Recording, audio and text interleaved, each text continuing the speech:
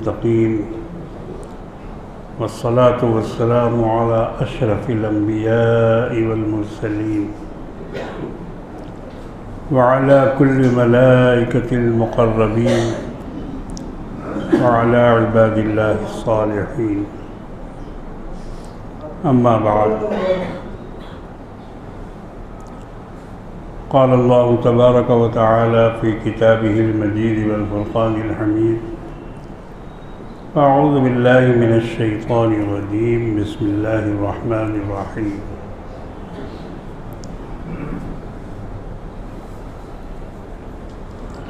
क़ुल या अय्युहन नास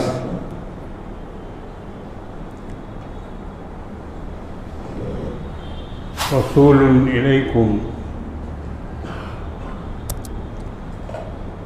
क़ुल या अय्युहन नास इन्नमा अना लकुम नज़ीरुम मुबीन। सल्लल्लाहु अलैहि वसल्लम। मेरे बुज़ुर्गों और दोस्तों, आज के माहौल में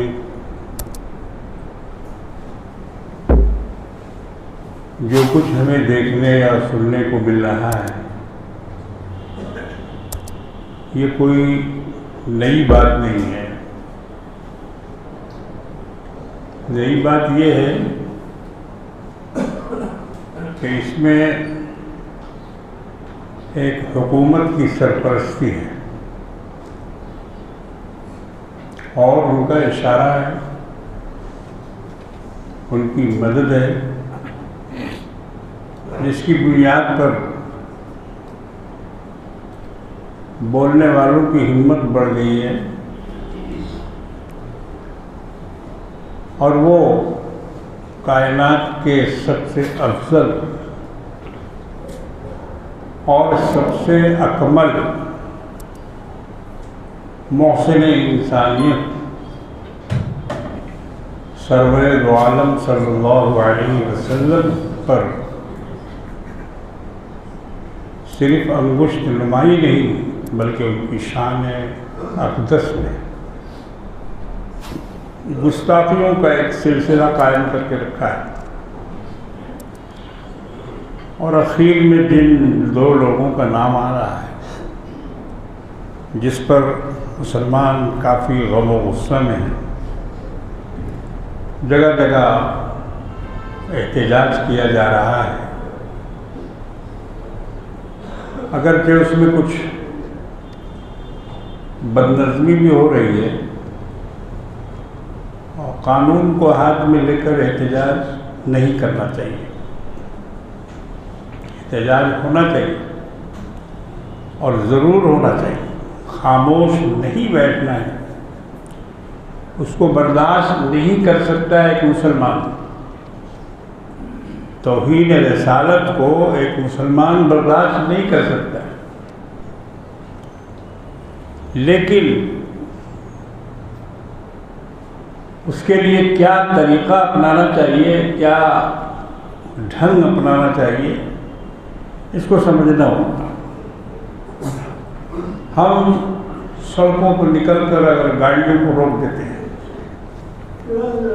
ट्रैफिक को जाम कर देते हैं, और वो भी 1-2 घंटे के लिए नहीं, पूरे 11 घंटा। कल जो दुमजोर में जाम हुआ, लोग सड़कों में बैठे, हज़ारों की तादाद में गाँव से देहात से लोग आकर वहाँ बम्बई हाईवे पर वो बैठ गए और किसी के उठाने से, किसी के बोलने से भी हटे नहीं। पता नहीं यहाँ की हुकूमत से वो क्या उनका डिमांड था, यहाँ की पुलिस से वो क्या कराना चाहते थे, जबकि ये मसला सेंट्रल से ताल्लुक़ रखता है। लेकिन कुछ ऐसे लोग जो मौक़िफ़ की तलाश में रहते हैं, उसमें सियासी पार्टियों का भी इन्वॉल्वमेंट था, कुछ सियासी दलाल लोग थे और उन्होंने इसको मुनज़्ज़म किया और मुसलमानों को बदनाम करने के लिए गोया एक तरह से उनकी एक साजिश थी वो। प्रोटेस्ट करना गलत नहीं है, लेकिन किसी हाईवे को 11 घंटे तक जाम करना, ये कौन सा एहतजाज है? तो गैर इस्लामी फैल। मोहम्मद रसूलुल्लाह सल्लल्लाहु अलैहि वसल्लम की तालीमात के खिलाफ है। आजकल लोग तो उस पर गौर करते नहीं, उनको अपना बाइक लगाना है, चाहे रास्ता जाम हो या जो भी हो, जहाँ तहाँ गाड़ी खड़े करने की आदत है। इतना बड़ा ज़करिया स्ट्रीट है, वहाँ भी लोग इसका ख्याल नहीं रखते। मरकज़ी जगह है, आने जाने का सड़क रास्ता है, उसको गली में तब्दील कर दिया है, और उसके बावजूद उल्टी सीधी गाड़ी लगाकर चले जाते हैं। अल्लाह के रसूल ने मना फरमाया, हदीसों में इसके बारे में बाकायदा हिदायत है कि रास्ता मत रोका करो। अपने ऊँट को, उस ज़माने में तो ऊँट होता था, किनारे करके बांधो ताकि किसी आने जाने वाले को तकलीफ ना हो। ये तो हदीसों में हिदायत दी है। रास्ते के बारे में भी हिदायत है कि कम से कम इतना चौड़ा रास्ता रहना चाहिए कि 2 ऊँट इधर से और उधर से सामान लेकर गुजर सके। ये भी हदीस में है।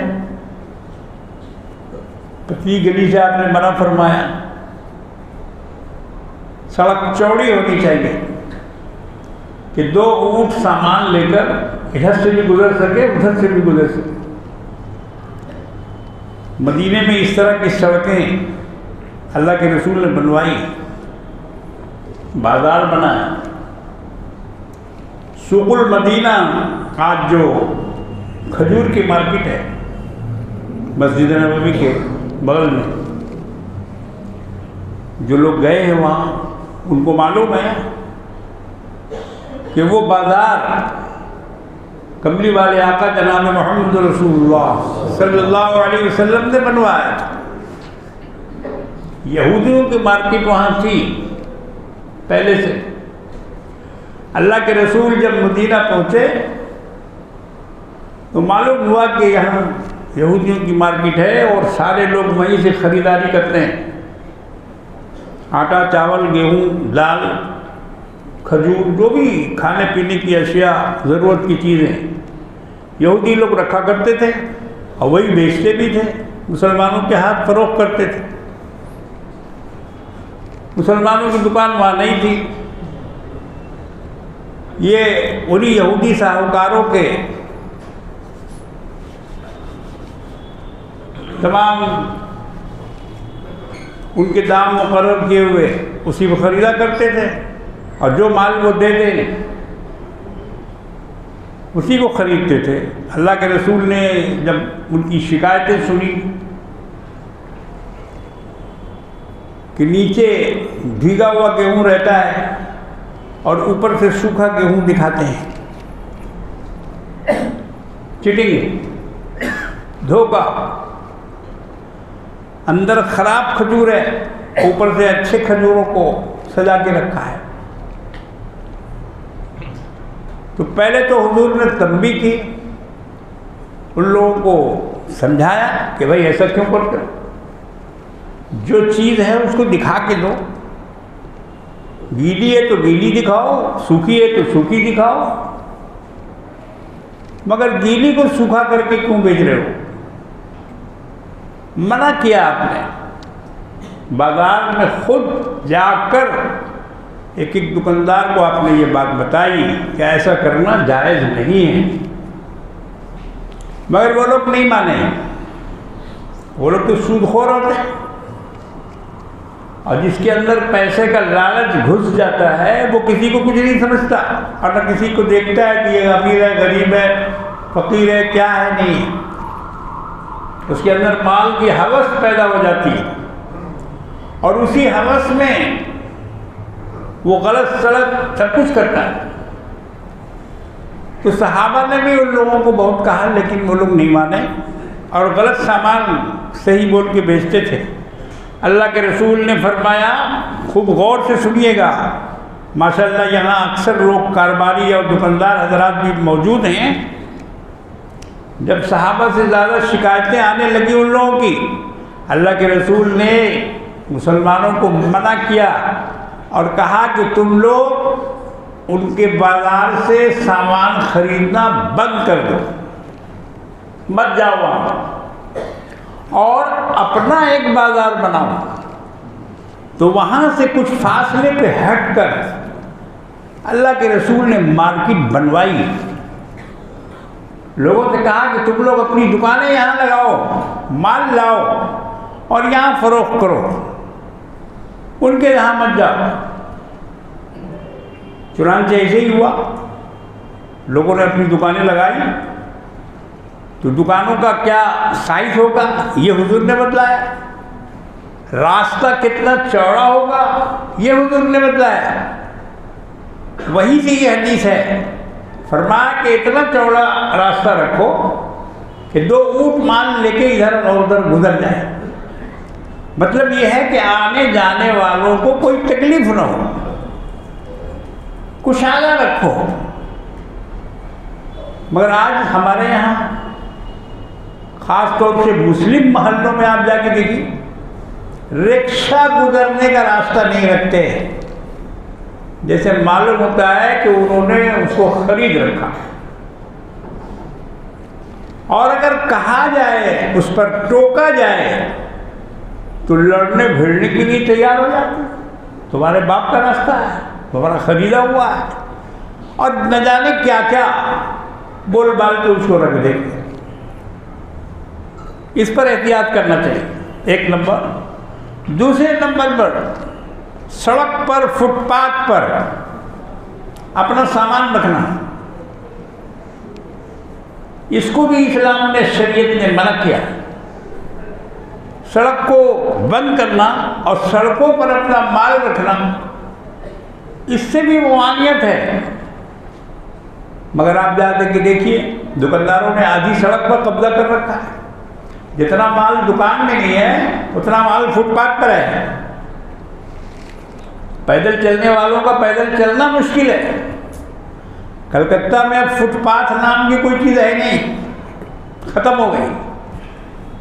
अब जिसकी दुकान वहाँ है उसी को फुट है, वो जितना भी चाहे उसको इस्तेमाल करें, चाहे पैदल चलने वाले सड़क पर चलें, गाड़ी से टक्कर हो, एक्सीडेंट हो, जो भी हो। तो ये मैं इस पर सुना रहा हूँ कि इस्लाम ने किसी को दुख देने, तकलीफ पहुँचाने की इजाज़त नहीं दी है, चाहे वो कोई हो।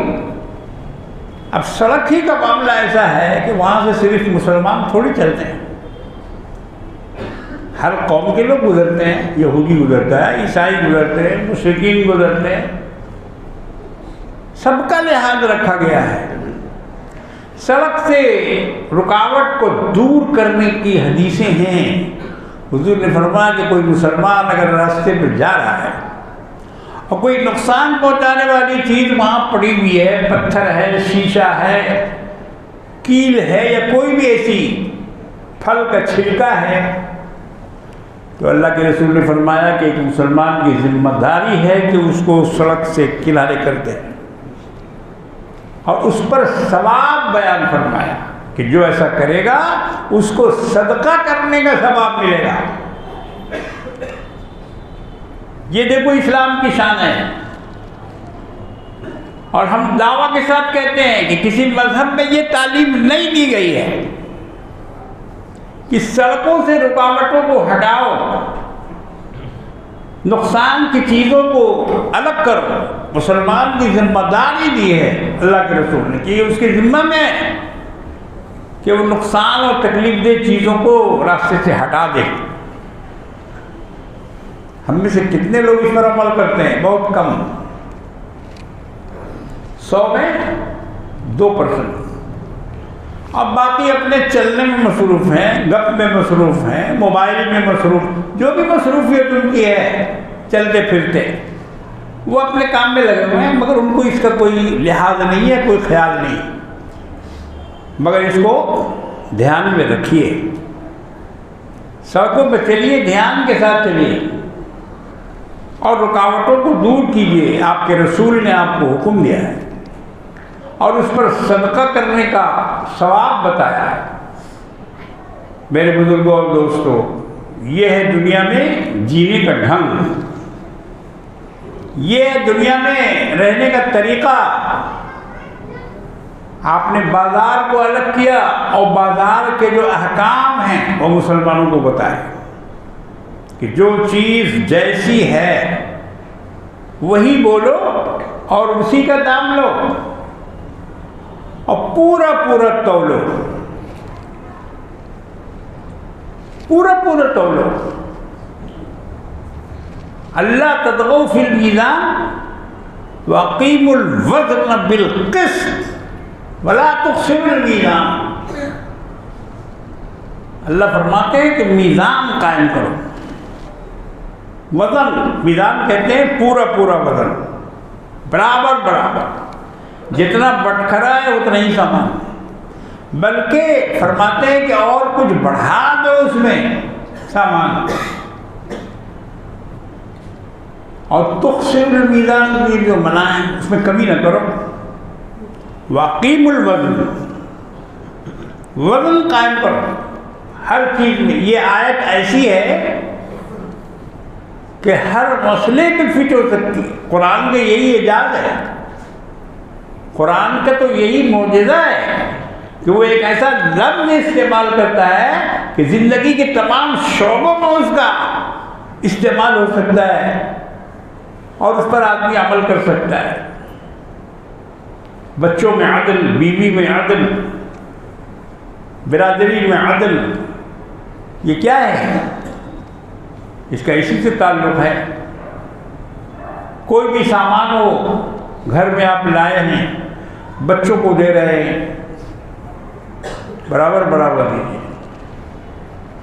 जिसको ज़्यादा मानते हैं उसको ज़्यादा दे दिया और जिसको कम मानते हैं उसको कम दिया नहीं, मना है। हाँ, उसमें इतनी बात ज़रूर है कि लड़कियों को पहले देना चाहिए। यहाँ से मुसलमानों को सबक हासिल करना चाहिए। अल्लाह ताला और अल्लाह के नबी औरतों का मकाम, औरतों का दर्जा बढ़ाना चाहते हैं, घटाना नहीं। ये आयतें उस ज़माने में नाज़िल हुई जबकि दुनिया में औरतों का कोई मकाम ही नहीं था। इनको एक घास भूसा की तरह समझा जाता था, कोई इनकी कदर और मंजिलत नहीं थी। इसीलिए तो लड़कियों को दफन करते थे, जिंदा दरगोर करते थे, इसीलिए ताकि उसको पालना न पड़े, उसकी खिदमत न करना पड़े, उसकी शादी ब्याह न करना पड़े, उसके लिए घर में दामाद लाना न पड़े, उसके लिए जेवर न बनाना पड़े। इन तमाम चीज़ों से बचने के लिए वो लड़कियों को जिंदा दफन कर दिया करते, दरगोर कर दिया। और ये सिर्फ अरब में नहीं होता था, ये मत समझिए कि सिर्फ अरब के लोग ये करते थे, हमारे हिंदुस्तान में भी था। लड़कियों को दफन करना यहाँ भी था, ये काम यहाँ भी होता था। सती का रिवाज था, अगर किसी का शौहर मर जाए तो उस औरत को जिंदा रहने का हक नहीं है, मियाँ के साथ उसको भी चिता पर जलना होता था, उसको भी जला दिया जाता था। लेकिन शुक्र मनाओ इस्लाम का कि इस्लाम यहाँ आया और उसने तहजीब की रोशनी पैदा की, वरना यहाँ तहजीब नहीं थी।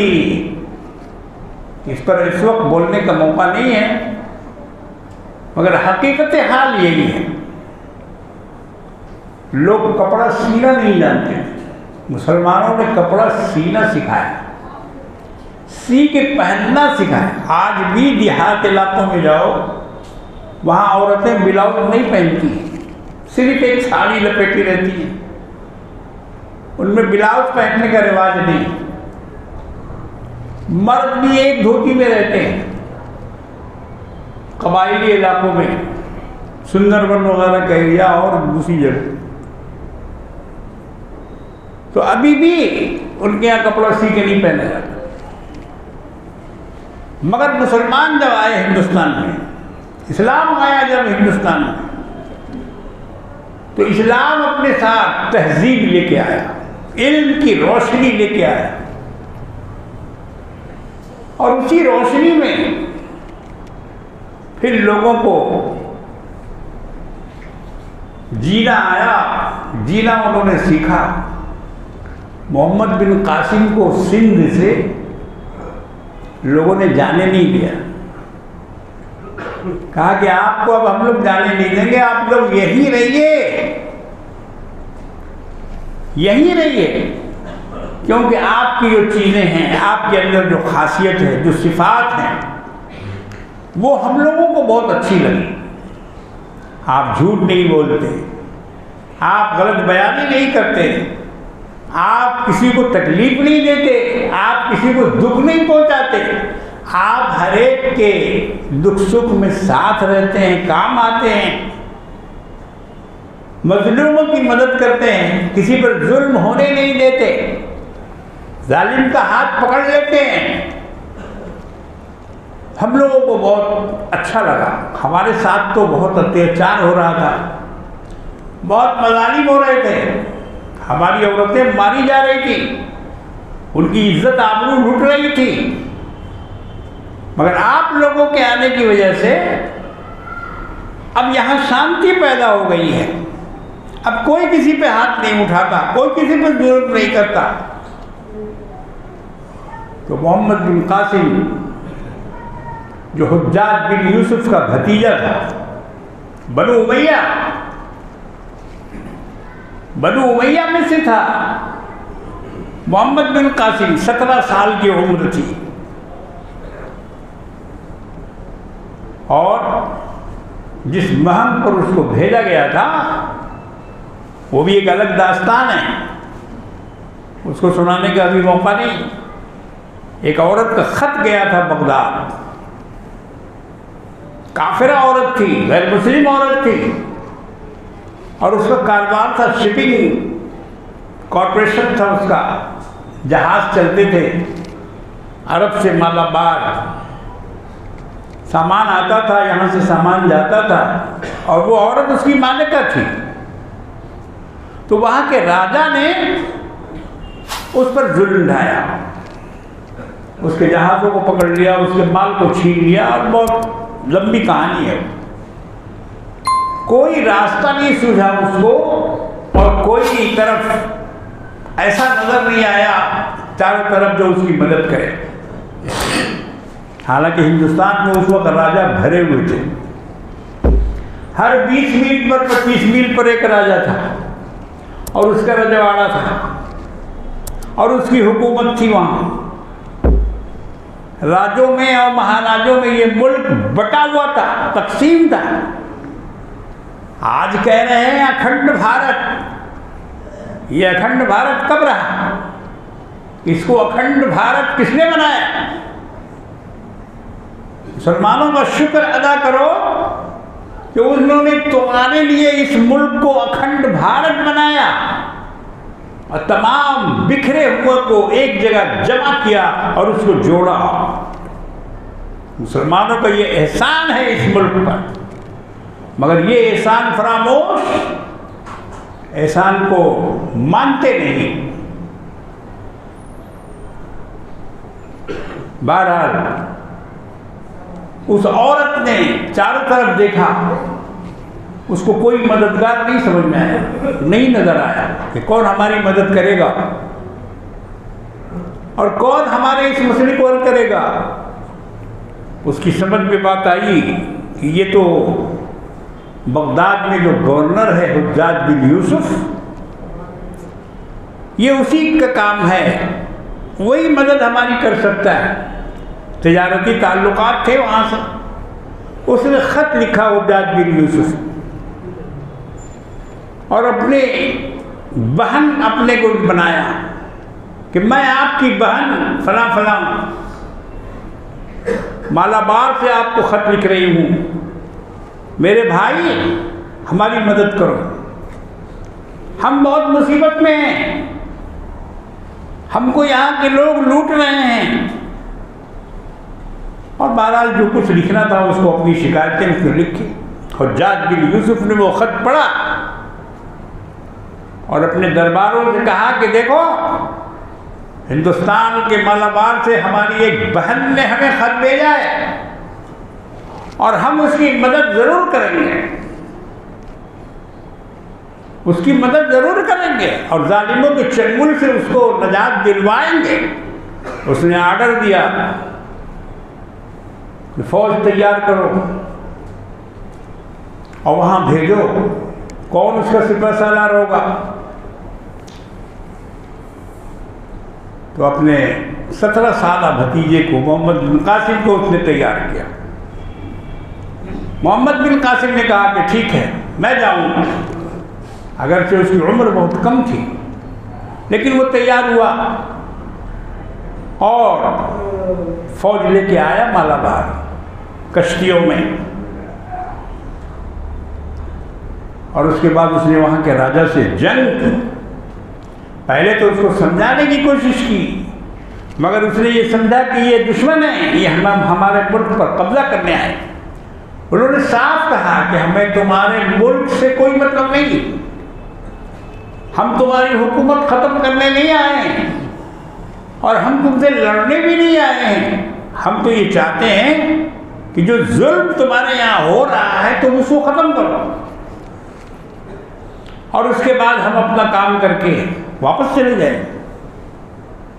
चुनांचे वही हुआ। जुल्म का जो बाजार वहाँ गर्म था, इन लोगों ने उसको रह कर वहाँ दुरुस्त किया। राजा ने मुकाबला किया, मुकाबले में वो मारा गया। ये लंबी दास्तान है, मगर इसलिए सुना रहा हूँ कि इस्लाम जुल्म को बर्दाश्त नहीं करता, मुसलमान भी जुल्म को बर्दाश्त नहीं करता। हज्जाज बिन यूसुफ ने उतनी दूर से एक औरत की पुकार पर, एक औरत के फरियाद करने पर इतना बड़ा कदम उठाया। 7 समुंदर पार करके उसके जहाज आए, जहाज़ों में फौजी आए, फौजियों ने वहाँ शहर में मोर्चा संभाला और इस औरत का जो मालो असबाब और जो कुछ था वो वापस दिलाया। अब उसके बाद वो वहाँ ठहरे रहे, तो उनके ठहरने का जो मंजर लोगों ने देखा, क्या मंजर? अजान हो रही है, सफ लग रही है और लोग नमाजें पढ़ रहे हैं, रातों को इबादत में मशगूल हैं, दुआएं मांग रहे हैं, अल्लाह के सामने रो रहे हैं, गिड़गिड़ा रहे हैं। ये थे उस जमाने के मुसलमान। ये इस्लाम यूं ही नहीं फैला, खाली तलवार चमका के नहीं, बल्कि अच्छे और उम्दा अखलाक की वजह से ये दीन फैला है। याद रखो, याद रखिए, फतह मक्का के दिन भी यही हुआ था। जब सरकार दो आलम सल्लल्लाहु अलैहि वसल्लम मक्का मुअज़्ज़मा में पहुंचे थे, सन 8 हिजरी में मक्का फतह हुआ। आप 10,000 का लश्कर लेकर मक्के में दाखिल हुए। लोग डर के मारे सब छुप गए, गलियों में, हुजरों में, कमरों में, गारों में, पहाड़ों में छुप गए। क्यों? वो मारने वाले थे, वो सताने वाले थे, वो गले में रस्सी डालकर खींचने वाले थे, वो गर्दन में चादर डालकर सांस को रुकवाने वाले थे, ऊंट की उजड़ी पीठ पे लादने वाले थे, अपने मकान के छतों से, घरों से कूड़ा करकट डालने वाले थे, पत्थर मार मार कर जख्मी करने वाले थे। उन्हीं में से थे लोग। तो जब उन लोगों ने देखा एक लश्कर जब्बार लेकर आए हैं मोहम्मद रसूलुल्लाह सल्लल्लाहु ताला अलैहि वसल्लम। उनको अब यकीन हो गया कि अब हमें छोड़ा नहीं जाएगा, बदला लेंगे ये लोग, मारेंगे ये लोग, चुन चुन के हमारे लोगों को ख़त्म करेंगे। उनका ख्याल ये था और इस वजह से सब छुप गए। सहाबा में भी बाद लोगों का ये ख्याल था। आवाज़ आई, हज़रत साद बिन अबी उबादा रज़ी अल्लाह ताला अन्हु जो कबीले खज़रत के सरदार थे, ऊँट पे सवार और झंडा उनके हाथ में था, नौजवान जोशीले थे। जोश में आकर उन्होंने नारा लगाया, अल यौम यौमुल मिल्हमा, आज का दिन चिथड़े उड़ाने का दिन है। अल यौम यौमुल मिल्हमा, आज तो चिथड़ा उड़ाया जाएगा, आज तो वो मार काट होगी कि दुनिया देखेगी। अल्लाह के रसूल जनाब मोहम्मद रसूलुल्लाह सल्लल्लाहु ताला अलैहि वसल्लम को किसी ने कहा कि साद बिन अबी उबादा ये कह रहे हैं। हुजूर ने फरमाया कि साद को मना करो, साद को रोको, अल यौम यौमुल मिल्हमा न कहे, बल्कि ये कहे अल यौम यौमुल मरहमा, आज तो रहमत का दिन है, आज रहम करने का दिन है, आज माफ करने का दिन है, आज गले लगाने का दिन है। बहरहाल आका मौला सल्लल्लाहु अलैहि वसल्लम जब पहुँचे तो डर के मारे उन लोगों का हाल ये था कि सब इधर उधर छुप गए थे। औरतें जो घरों में थी अपने शौहरों को गले लिपट लिपट कर रोने लगी कि भाई आज तो हम तुमसे जुदा हो जाएंगे, क्योंकि जो लोग आए हैं वो घरों में घुस घुस कर हमारी बेहुरमती करेंगे, हमारी इज्जत और हमारे इस्मत को तार तार करेंगे, हमें घसीट कर ले जाएंगे अपने साथ। दुनिया की तारीफ पढ़ो, पहले के लोगों ने भी यही किया और इतनी तरक्की याफ्ता दुनिया, कंप्यूटर और कम्युनिकेशन की दुनिया, आज की दुनिया में भी यही हो रहा है। इंसान अभी तक अपने जानवरपन से निकला नहीं है, इसकी दरिंदगी इसके अंदर मौजूद है,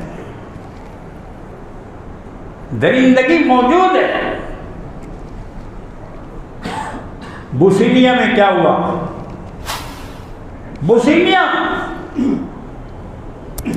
यूरोप का एक मुल्क, मुसलमानों की आबादी, जब वहां जंग हुई तो वहां मुसलमान औरतों को वहां की फौजियों ने वहां के बेआबरू किया।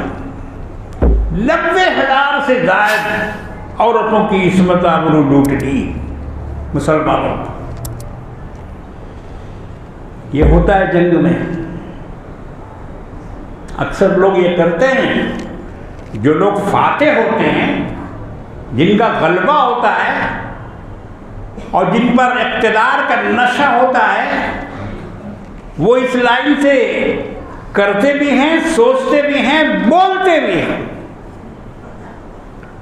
बीजेपी के बहुत सारे गुस्ताख, बदतमीज, शैतान लोगों ने इस तरह का ऐलान किया मध्य प्रदेश में कि मुसलमानों की औरतों को घर से निकालकर सड़कों पे लाकर हम ज़िना करेंगे।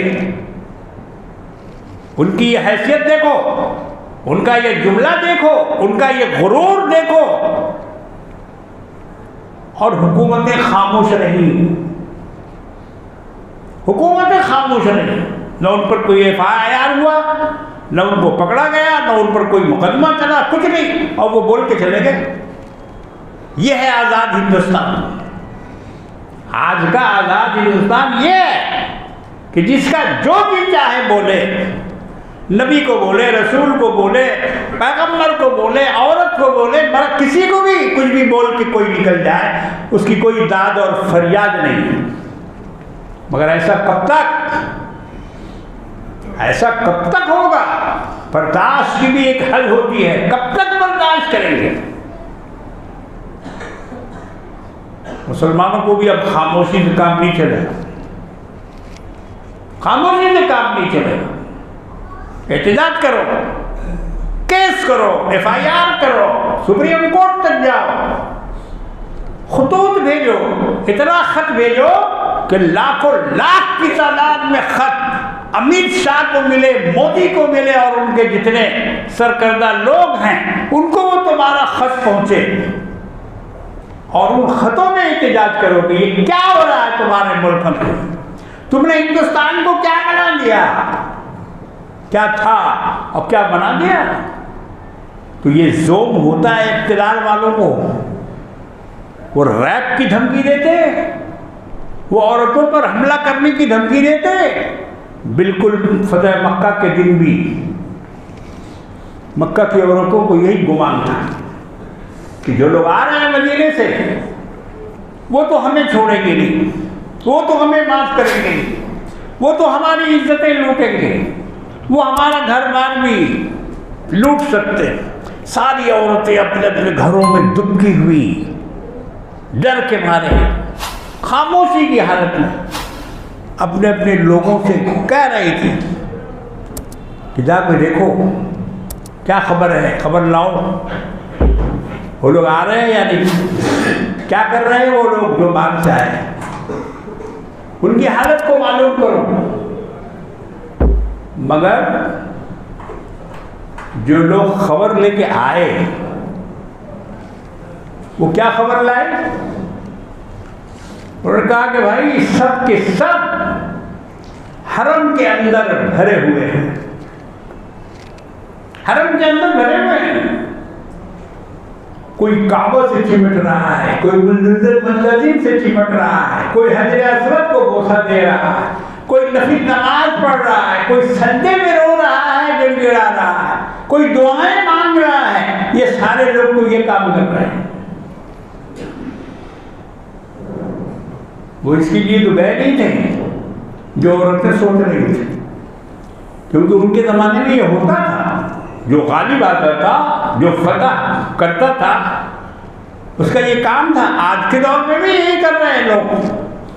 जिसका गलबा है, जिसका इक़्तिदार है, वो कमज़ोरों, मज़लूमों और नीचे तबके के लोगों को ये धमकी देता है, और उनकी औरतों के साथ, उनकी इज्जत आबरू के साथ ऐसे ही सलूक करते हैं आजकल के लोग।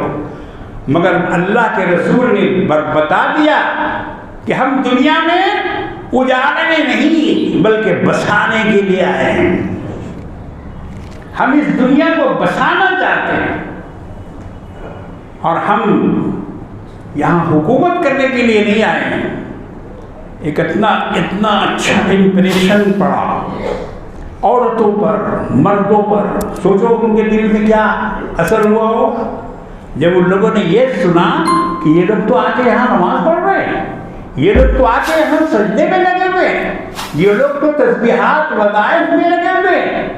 और हम लोग इनको समझ रहे थे कि ये लोग रैप करेंगे, हमारी इज्जत को तार-तार करेंगे, हमारे घरों में घुसेंगे।